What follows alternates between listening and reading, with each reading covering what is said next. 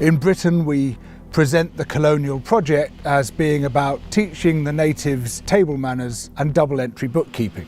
In India, the British manufactured a famine in the 1870s, out of nothing. There were food surpluses, massive amounts of food. But the governor, Lord Lytton, insisted that this food be exported wholesale to Britain. The ensuing starvation killed at least 12 million people, possibly as much as 29 million people. All relief works were banned except for hard labour in labour camps, where the inmates received the same rations as the inmates of Buchenwald, and where there was a 94% death rate per year.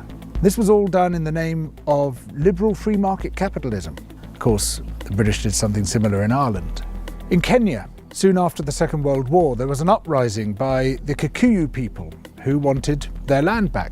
The Kikuyu were herded into concentration camps and fortified villages, almost the entire population of over 1 million people. People were systematically tortured to death. They invented a new kind of pliers whose purpose was first to crush men's testicles and then to cut them off. They raped women with bayonets. They raped men. Similarly, a favoured technique was to ram sand up the rectum with a stick. Sometimes they were rolled up in barbed wire and kicked around the compound until they bled to death. Some of the British soldiers boasted about this. This is within living memory. The colonial secretary lied about it. The papers documenting it were burnt. The impact of the rich and powerful nations has been so phenomenally murderous and destructive that it has been completely airbrushed from our national consciousness. In order to justify the land-grabbing colonial projects, you had to create an ideology. We, the Europeans or the Americans, have come to rescue the rest of the world from its depravity and backwardness. But in order to do that, you have to be able to demonstrate that the rest of the world is depraved and backward. From this arose the racism that is still with us today. It was a necessary component of the colonial project.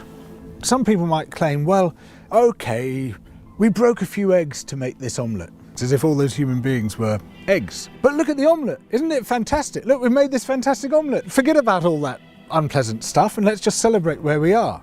Where we are is a continuation of the project. We commodified people's land and people's labour and turned it into our property. We're also destroying the rest of the living world alongside it. We don't have to be like this. We are the same human beings as anybody else. We're all part of the same big human family. We just have to recognise that, accept that. And of course, within Western countries, there are plenty of brilliant people resisting colonisation, both internal colonisation within our own countries and external colonisation of other people's countries. These are the voices which must come to the fore, those who emphasise altruism and kindness and generosity and empathy for others, those who recognise that skin colour and any other difference of language, of religion, of background is completely irrelevant by comparison to what we share, which is our humanity. Now more than ever, we need alternatives to the billionaire media. We need people who are not afraid to confront wealth and power, who will speak truth to power, who will call out the things that wealth and power do to everyone else. So please support Double Down through Patreon. It's your support which will allow this alternative media to thrive.